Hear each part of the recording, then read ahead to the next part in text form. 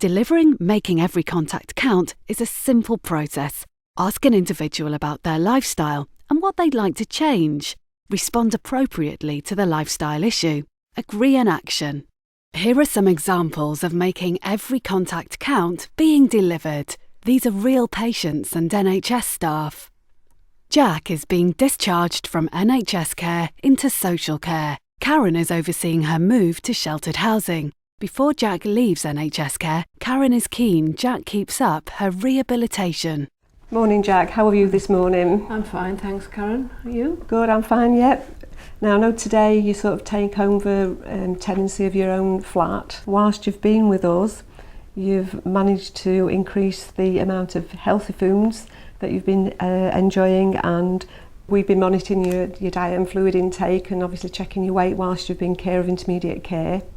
How do you think you're going to be coping when you're sort of having to manage that on your own? I think I'm going to have 1,000 little mountains to climb every day.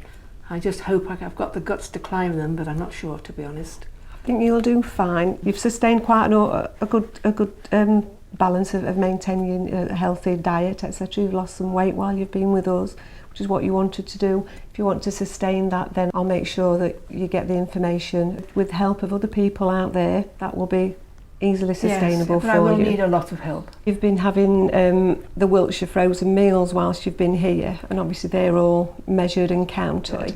That is something that we can actually order for you if you would be interested in looking at some information about the Wiltshires. Yeah, well, no, to be honest, I'd rather do more myself. Okay.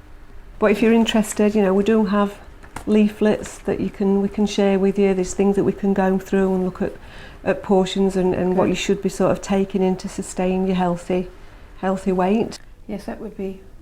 I will take any information and any help that I can get, to be honest, because I will need it. So if I sort of leave this with you, and then maybe pop back later today and we can have a look at which areas you feel that you'd like some more information, and I will point you in the right direction and get that information for you. That sounds excellent, yes. Okay. Thank you. How would you start a conversation about healthy eating and weight loss? Try, tell me a little about the foods you usually eat. Phil has been receiving treatment for his mental health. To help his recovery, he has been making lifestyle changes. Laura is keen to help Phil maintain these changes, as well as think about other things he might do. So how much physical activity have you done before? A few years ago, quite a bit, but during the last 2-3 years, not a lot at all.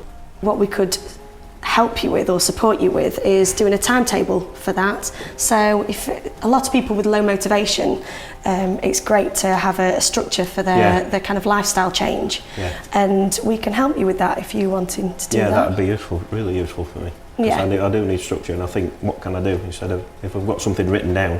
Yeah. I think I've got to do that. So Philip, do you smoke? Yes. Yes, you do. So how many do you smoke? 10-15 a day. Okay. Are you interested in quitting, or? I've often thought about it, but I just haven't got the motivation at the minute. Okay, that's fair enough. Because you're making so many changes, then I'm not going to push you into that. But when you're exercising, obviously, it'd be great if you could just have a think about quitting smoking, and then maybe next time I see you, if it's all right, I'll ask you again. All right. Yeah. Okay, then that's great. How would you react if a patient didn't want to change? Wish them well and explain that they can still contact you should they change their mind. Laura and Rebecca are in the staff room at the end of their shifts. Rebecca's talking about a making every contact count conversation she's had with a patient about alcohol. Rebecca spots an opportunity with Laura.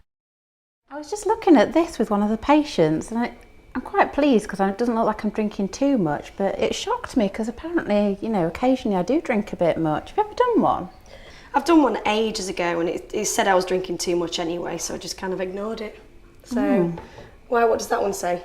But it's saying like how often do you drink in a week, like 2 or 3 times, 4 or more times? I'm scoring pretty high on that. So, I mean, that's a bit worrying, really. It's a bit of a surprise. Yeah, I didn't realise how much I was drinking, really. That's a bit worrying. Should we go back to the office and have a look at some of the leaflets and see whether we can, do something about it? Yeah. That sounds okay? Good, yeah. Brilliant. What would you do in this situation? Be supportive of colleagues who may wish to make lifestyle changes. A Make Every Contact Count conversation can happen with a patient, their carer, visitors, colleagues, or friends and family. It's about taking opportunities when they present themselves.